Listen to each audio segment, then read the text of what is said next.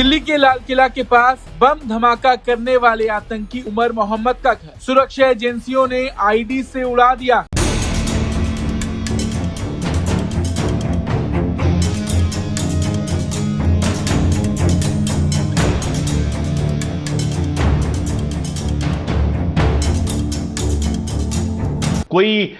कोई एडवेंचर ना वो करें। वो अब बांग्लादेश पर भी इल्जाम लगा रहे हैं, हमारे ऊपर भी इल्जाम लगा रहे हैं। वो जो था बम वाला मामला, वो तो उनके अपने ऐनी चश्मदीद ने बता दिया कि जी उसमें 4 लोग थे सवार बेचारे, और वो एक सिलेंडर फट गया। भारतीय सेना रेड अलर्ट पे आ चुकी है।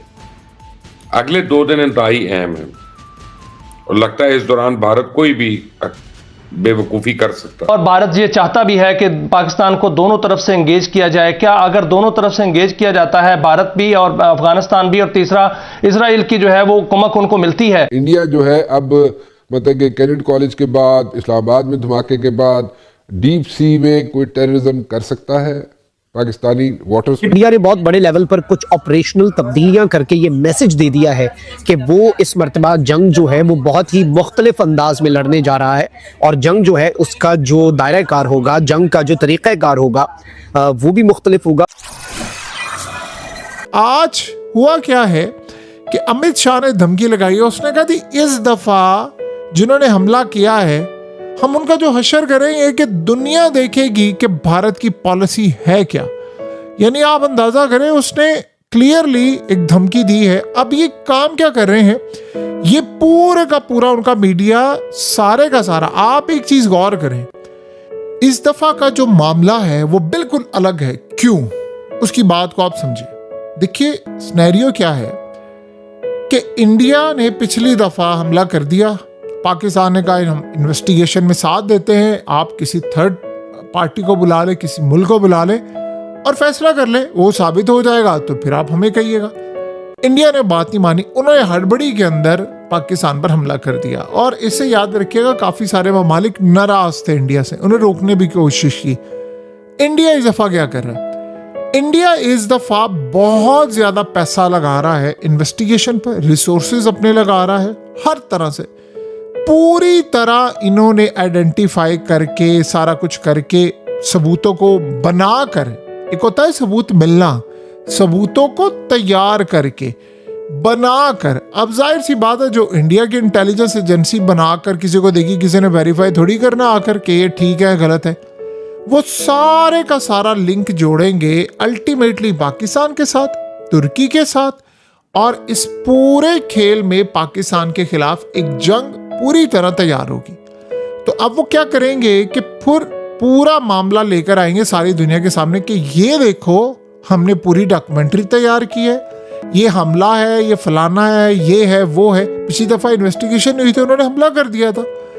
इस दफा वो इन्वेस्टिगेशन जो कर रहे हैं, जाहिर सी बात है उसको जो भी बंदा चैलेंज करता है उस पर टाइम लगता है चीज़ों को देखने। पहले वो सारा काम करके सबको दिखाकर फिर कहेंगे हम स्ट्राइक करने जा रहे हैं, ये देखो हमारे पास सबूत। भारत जो है उसकी तैयारियां, अलबत्ता जो कैबिनेट कमेटी ऑन सिक्योरिटी है उसके एलामिये के अंदर जो नरेंद्र मोदी ने चेयर की, उसमें पाकिस्तान को डायरेक्टली एक्यूज नहीं किया गया, लेकिन जंगी तैयारियां, ट्राई सर्विसेज एक्सरसाइज खत्म होने के बाद भी नोटम्स का इन प्लेस रहना, मिलिट्री बिल्डअप, फाइटर जेट्स का रनवेज के ऊपर परवाजें करना, और फिर जासूसी वाले ड्रोन्स जो है उनका पहले 12 घंटे और फिर 5 घंटे के लिए LOC के करीब आकर जासूसी करना। ये इस जानिब एक बहुत वाज़ेह इशारा है कि कुछ बहुत बड़ा जो है वो प्लान किया जा रहा है, और कुछ बहुत बड़ा जो है वो in the next few hours Bharat की तरफ से किया जाएगा।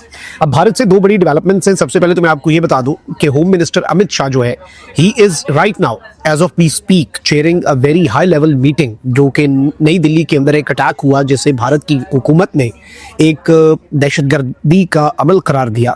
उस हवाले से अमित शाह ने एक आला सतह का जो इजलास है, और इसमें सबसे अहम तरीन चीज़ ये है कि होम मिनिस्ट्री के टॉप ऑफिशियल्स के साथ साथ इस इजलास के अंदर जो इंटेलिजेंस के अफसरान हैं वो भी शामिल हैं।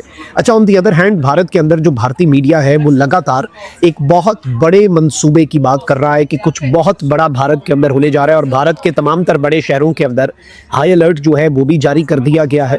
और इसके साथ ही साथ अब तो यहाँ तक ये बताया जा रहा है कि राम मंदिर जो है उसकी जो सिक्योरिटी है वो भी बीफ अप कर दी गई है, क्योंकि एक पोटेंशियल थ्रेट जो है उसके हवाले से भी कुछ खदशात जो है वो जाहिर किए जा रहे हैं कि राम मंदिर का जो एरिया है उस पर भी कोई ना कोई हमला हो सकता है। यानी वहाँ पर मामलात ये है कि दहशतगर्दी के वाक़यात जो है उनकी एक सीरीज़ के हवाले से इंडियन मीडिया एक नैरेटिव बिल्ड कर रहा है और उसे उन्हीं डॉक्टर्स के साथ और मकबूजाबादी के अंदर जो ग्रुप्स हैं उनके साथ कनेक्ट करने की कोशिश कर रहा है, जिनके साथ वो पहले भी इन्हें कनेक्ट करता है।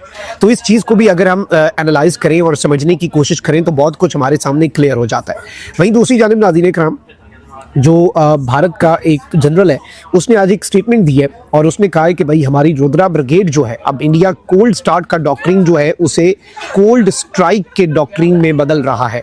यानी हमारी जो जंग के अंदर तैयारी है और जो जंग के अंदर फौज का जवाब होगा, इंडिया ने बहुत बड़े लेवल पर कुछ ऑपरेशनल तब्दीलियां करके ये मैसेज दे दिया है कि वो इस मरतबा जंग जो है वो बहुत ही मुख्तलिफ अंदाज में लड़ने जा रहा है और जंग जो है उसका जो दायरा कार होगा, जंग का जो तरीक़ाकार होगा वो भी मुख्तलिफ होगा। एक तरफ आप कहते हैं जी इंडिया की खबरें वायरल हो जाती हैं, इंडिया की सब बातें मानते हैं, इंडिया कोई की बात सुनते हैं, उनको तो सभी उनके ऊपर बात कर रहे होते हैं, हमारे ऊपर कोई बात नहीं करता। भाई आपके ऊपर हम बात तब करेंगे जब आप खबर निकलने देंगे।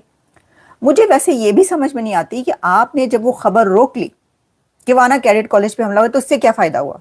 आप तो वो छुपा के बैठ जाते हैं और छुपा के इस तरह रखते हैं आप जैसे पता नहीं कौन सा खजाना है, और उसके बाद उस वक्त निकलती है जब सब कुछ वो निकल चुका होता है दूसरी जगहों से और आपके नैरेटिव बहुत ही बाद में आ रहा होता है।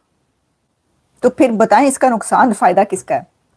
दूसरा ये कि आप छूटते ही कह देते हैं भाई अभी तो हुआ हमला, और साथ ही आपने कह दिया कि जी भारत या अफगानिस्तान, मसला ये है कि ठीक है अफगानिस्तान से तो जो तालिबान और टीटीपी दहशतगर्दी कार्रवाई करें वो तो अपनी जगह पर, लेकिन उनकी तरफ से सीधे ये नहीं कहा जाओ, कहते हैं जी हम तहकीक करें, वो इन्वेस्टिगेशन के बाद जब सामने लेकर आएंगे कहेंगे तो उनकी बात मानी जाएगी।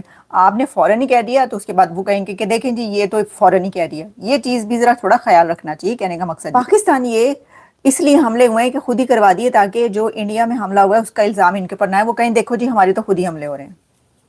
अफगानिस्तान ये कह रहा है तो वो भी हमने आपको बता दिया, जो कह रहा है सब कुछ सामने लाना चाहिए ना। लेकिन बात यह है कि जो खुद से हमले होते हैं वो उसमें ये होता है कि इतनी ज़्यादा हलाकतें नहीं होती हैं एक तो, और दूसरा ये होता है कि चलो खबर तो निकलने देते, खुद से किए थे तो वायरल तो करते खबर, उन्होंने खबर ही छुपा ली।